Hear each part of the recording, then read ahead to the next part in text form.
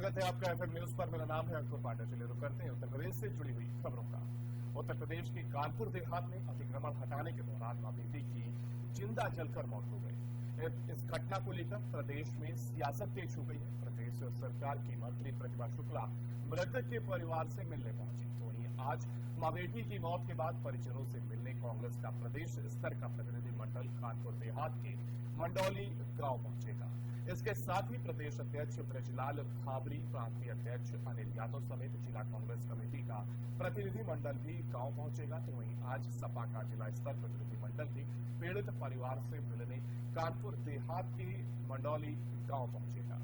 बता दें कि मृतक मां प्रमिला और बेटी की मौत के साथ ही पति कृष्ण गोपाल दीक्षित भी बुरी तरह से झुलस गए हैं। तो वहीं कानपुर रेंज के आईजी, एडीजी सहित कमिश्नर राजशेखर भी मौके पर पहुंचे थे। दरअसल कानपुर देहात में प्रशासन सरकारी जमीन से अवैध कब्जा हटाने के लिए पहुंचा था, लेकिन जिस घर को गिराया जा रहा था वो लोग खुद को आग लगाने की धमकी दे रहे थे।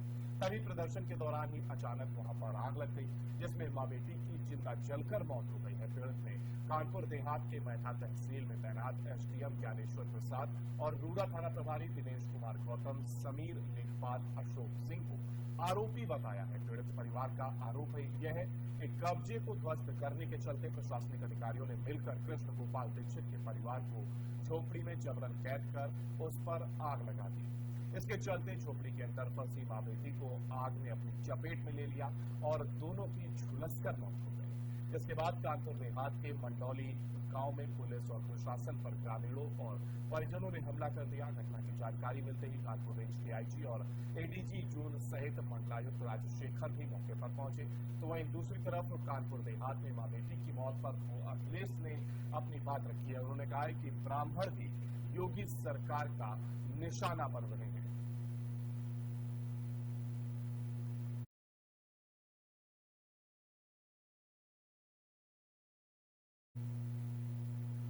और योगी कैबिनेट की आज अहम बैठक हो रही है। बैठक में कई अहम मामलों को लेकर चर्चा की जा रही है। निवेश प्रस्तावों को जमीन पर उतारने के लिए बैठक होगी और माना जा रहा है कि कैबिनेट बैठक में कई प्रस्तावों पर मोहर लग सकती है, जिसमें चालू पेराई सत्र के लिए गन्ना मूल्य तय करने और 50 आईटीआई को अत्याधुनिक करने के प्रस्ताव पर मंजूरी दी जा सकती है। तो वहीं बजट सत्र को लेकर भी कई प्रस्तावों पर मोहर लगेगी। इसके साथ ही विधानमंडल में राज्यपाल के अभिभाषण के मसौदे को भी मंजूरी संभव है।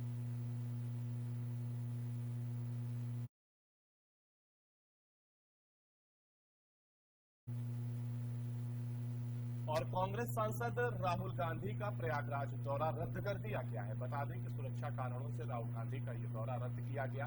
राहुल गांधी एक दिवसीय दौरे पर प्रयागराज आ रहे थे और उन्हें 11 बजे वाराणसी एयरपोर्ट पर उतरना था। राहुल को कमला नेहरू ट्रस्ट की बैठक में भी शामिल होना था। हालांकि अब ये दौरे को रद्द कर दिया गया है। सुरक्षा कारणों के चलते राहुल गांधी का ये दौरा रद्द हुआ है। बता दें कि राहुल गांधी का ये प्रयागराज दौरा था। विपक्ष ने सरकार पर अब हमला बोला है। कांग्रेस सांसद राहुल गांधी का ये प्रयागराज दौरा रद्द कर दिया गया। बता दें कि सुरक्षा कारणों का हवाला देते हुए राहुल गांधी का ये दौरा रद्द किया गया। दरअसल राहुल गांधी एक दिवसीय दौरे पर प्रयागराज आ रहे थे और उन्हें 11 बजे वाराणसी एयरपोर्ट पर उतरना था। राहुल को कमला नेहरू ट्रस्ट की बैठक में शामिल होना था। हालांकि अब उनका ये प्रयागराज दौरा रद्द कर दिया गया है और अब वो बैठक में हिस्सा नहीं ले पाएंगे, क्योंकि उनका प्रयागराज का जो दौरा था इसको रद्द कर दिया गया है। सुरक्षा कारणों से राहुल गांधी का ये दौरा रद्द किया गया है। हालांकि अब विपक्ष ने सरकार को घेरा है।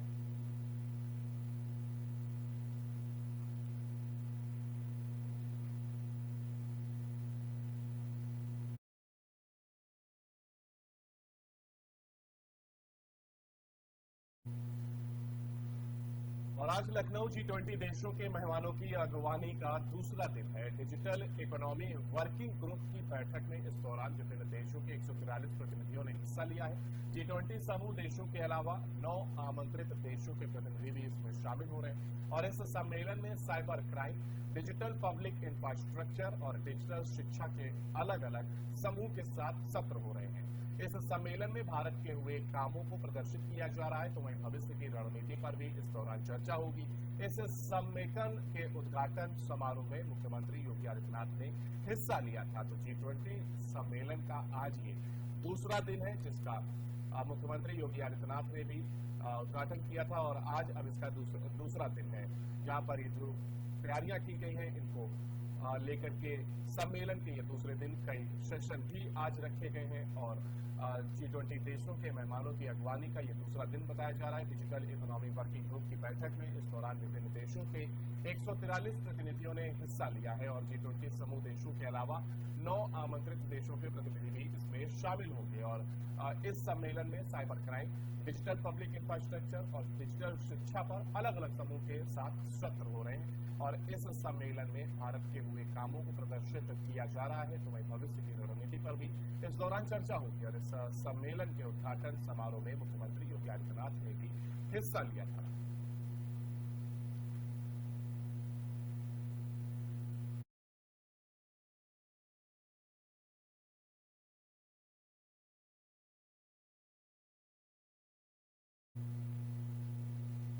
और अब खबर उत्तर प्रदेश के अमरोहा सदर कोतवाली क्षेत्र के अहमदनगर से है, जहां पर रहने वाले साजिया और संजू जो कि नकली नोटों की अवैध रूप से छापने के बाद सप्लाई करते थे, उसकी 94 लाख रुपए की संपत्ति को अमरोहा पुलिस प्रशासन ने जब्त कर ढोल नगाड़े बजाकर मुनादी कराई है। आरोपी साजिया और संजू ने नकली नोट और फर्जी चेक बनाकर लोगों के साथ धोखाधड़ी कर संपत्ति अर्जित की थी, जिसको आज अमरोहा प्रशासन ने सील कर दिया है। आपको बता दें कि पूरा मामला अमरोहा सदर कोतवाली क्षेत्र के अहमदनगर का है, जहां के रहने वाले गैंगस्टर के आरोपी साजिया उर्फ संजू की 94 लाख की संपत्ति को अमरोहा पुलिस ने 14/1 की कार्रवाई के तहत जब्त कर लिया है और क्षेत्र में ढोल नगाड़े बजाकर अनाउंसमेंट में से सदर कोतवाल हर्षवर्धन ने क्षेत्र में अपील की कि यह गैंगस्टर की संपत्ति जब्त कर ली गई है, कोई भी इस संपत्ति को न खरीद पाए। इस पूरे मामले में अपर पुलिस अधीक्षक राजीव कुमार ने बताया कि जिलाधिकारी के आदेश पर नकली नोट छापने वाले गैंगस्टर के आरोपी पर 14/1 की कार्रवाई के तहत जब्त कर दिया गया है और किसी भी हाल में अपराधी बख्शे नहीं जाएंगे।